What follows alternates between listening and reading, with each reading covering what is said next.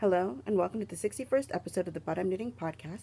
My name is Ramona. I'm a knitter from Toronto, and welcome to my corner of the crafting world. So today, 2 weeks after my last episode, I got a few things to show you. I think it's 2 new cast-ons. Yeah, surprisingly. One work in progress and a stuff that I dyed. And there's going to be one missing thing because I can't find the bag that I had the socks I showed in my last episode. I have no idea where I put it. So it is what it is. So let's get on with it. So let's start with my biggest work in progress. Doesn't necessarily mean I've done the most work for it, but okay. So this, and of course, it's in the middle of a row. I didn't even notice. That shows you how long it's been since I've really picked this one up. This is the Sparks of Grey shawl by Melanie Berg, and I managed to put on a few rows onto it. So where this stitch marker is, I put on a few rows from there. Not much, but it's there. The yarn I'm using is my own hand-dyed. I'm loving it. I like the pattern. It's just that it's getting at a long point. So I think that was one of the primary reasons why I started to cast on a couple of new things. Oh, just realized I forgot to get something else. Pause.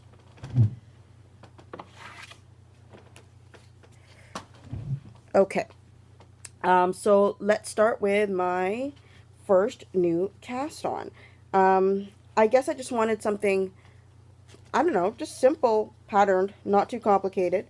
And I decided, since I had cast on a sock last time, let me cast on another one. Okay, so I cast on a new sock, and this is what I did. Again, it's my own hand-dyed. Pretty certain I have a full skein of that somewhere. It's inside the bin over there. But, so I ended up doing the Hermione's Everyday Socks. I can't remember who does that. Hopefully I'll put it on screen.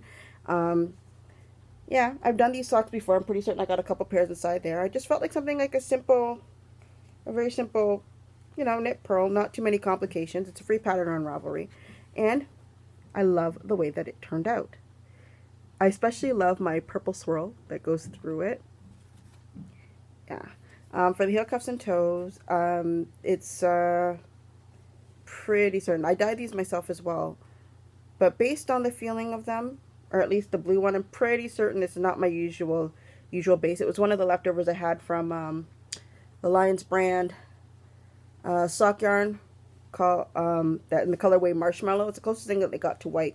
Easily accessible. Got it at Michael's. If you want to start hand dyeing, that's a good place just to start out with for undyed yarn for sock weight. So that's what I used for that. I love the way that it turned out. I haven't started the second sock because I just closed off the toe yesterday at Knitting Circle.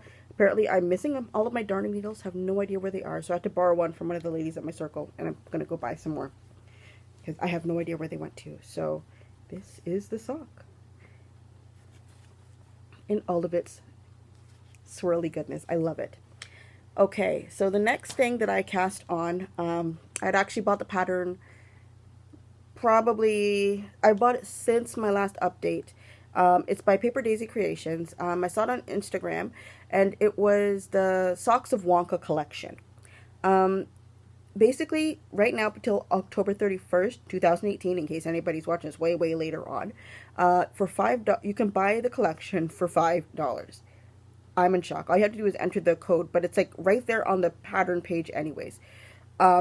So I bought it, and then I totally forgot all about it, and I ended up seeing then I got an update in my email saying first pattern is ready to be downloaded. I'm like, what pattern? I'm like, oh right, forgot. So I ended up casting it on right on the next day. So again, I decided to go with my own hand-dyed yarn. Actually, let me show you the yarn that I'm using first. Okay, so it's a colorwork sock, and somehow or another, this darn thing keeps getting stuck around things. You know what? We'll just do this carefully, because they're both actually still attached to the sock. So, there's this one. It's another one of those thrown into the pots and see what comes out type of things. So it's got this one. It's got orange, blue, gray, green, Yeah, no purple in this one. The other one had purple. The one on my first socks I showed you. I did them about the same time for those ones. So there's this one, and then I dyed this orange. This is only like maybe a third of the ball. The problem with this is apparently my sock, not my sock, my ball winder decided to chew up a piece of the yarn on the inside. I tried to cut the yarn and pull it out, and somehow it still broke and got stuck in the gears, and now it no longer wants to work. So, like for me, I still have another ball winder, but not one that's like I can hold in my hand. So I got this, plus the other half is sitting down there. So these are the two colors that I'm using. This is my main color, my orange. I think it was the burnt orange one. I've shown it to you before after I dyed it. And then this one, I never gave a color to this. This is just a play around in the pot type of thing. But I love the colors in it. I'm pretty certain I still have another skein inside there. And then, hold on, because the orange yarn has keeps trying to attach itself to like everything. Not my orange yarn, sorry. My pink yarn that has nothing to do with this project keeps... Okay, I figured out what I need to do. Sort of. Don't you just hate it when things just get all tangled up? And it's been going around everything. No matter how many times I separate them and I put them apart, somehow or another they all end up being put back together. So these socks, they're toe up. If you've noticed my sock progress in the past, I don't really do toe up. But I actually enjoy doing these ones. Here it is so far. It's all of this, and I did a heel. That is not a fish kips list, that doesn't happen very often either. I don't remember ever doing a toe-up sock where I had to do a gusset and all of that kind of stuff, but I had to do it for this. It was actually okay. It wasn't too bad. So here it is. I love, love, love this part. And then I'm starting to work on that again up here. And basically I'm just going to do this until I'm ready to do the cuff. And then put it on and it will be done. And that's one sock left. So I am happy with this. I love the color combinations. I decided to go with the orange since there is just a few little hints of orange in here. So that's what I decided to go with for this one. So this is my current, major work that I'm working on. So that is it for my current works in progress. Although, hold on, I want to see what it looks like on a sock blocker without... The foot's a little bit longer than anticipated, but that's because I didn't measure as I was going, and I can't find my tape measurers. They're probably off doing something with my tapestry needles. So wherever they are, they are. So here it is on a sock blocker so far. I like it. I think it looks nice. I love the orange.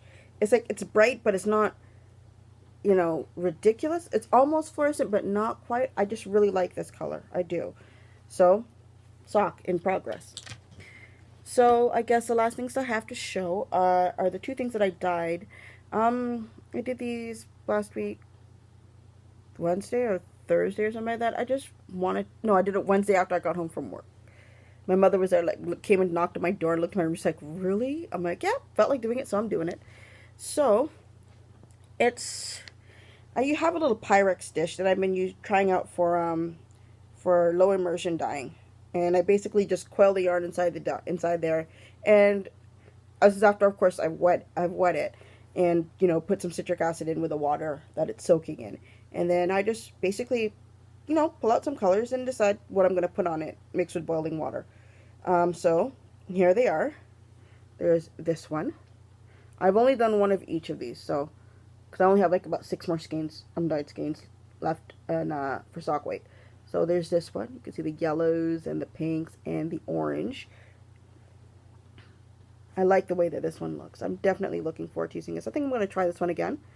But yeah, I really like the way that this one turned out. And then the other one I did was the same idea, but I used purple and gray. And I really like the way that this turned out. That turned out nicely as well. It kind of reminds me of, there was a yarn that I had gotten from, I think it was from Knit Picks way, way, way back in the day. It was one of their chroma colors, but it had a gray and it had a purple, and that's what this kind of reminds me of color-wise. I think It's really nice. I like it. So that is, oh, I like the, sorry, camera color adjustment as I go. So I'm actually liking the way that these turned out. I haven't decided what I'm going to do with them yet, but that's okay. So put those down. So the last thing is, with the socks of Wonka collection I was talking about before by Paper Daisy Creations, there's actually 4 pairs in the collection. So I got the first one, the second, third, and fourth ones. There, you can see the pictures of them on her Ravelry page. I think it's the Ravelry page for it, or for the collection, or even inside her group. She shows the pictures of them. So, and the next one I gotta do. I'm assuming it will be coming by like next week, Tuesday-ish, because that was like a week from the last one. So I need to use a solid colored yarn, but considering to me this is Willy Wonka and it's based around that, I wanted to use my bright green. Hold on. Not that one. Sorry. This one. I wanted to use this one for that one. So it's like a solid, not heathered, or it's as close to solid as you pretty much going to get. So I have one up there in my collection. This is just the easier to grab one. So there's that. I need to use another, I want to use another speckled one for her third one, based on the pictures that she showed of the ones that she has. I like that. And then for the last one, it's a there's a self-striping component to it. And it's another color work thing. And I don't have any self-striping that I've dyed myself. That's here. So that means I actually, like, I know what colors I want, but that means I actually have to dye it. And that's going to take time. Not the dyeing part that takes time, it's the winding of the yarn before you even start. It takes a while. So, but since it's the last one, that means I've got another 2.5 weeks to get it ready to go. So hopefully I will get on that very, very soon. Technically, I have the time today to do it, but I don't know if I really want to. So once that gets done, then I will be happy and it can sit down there and dry. And I just got to find a solid color to go with it to get it done. So that will be, okay, yarn overboard. I have to go back and go get that. So that is going to be everything for today. Thank you for watching.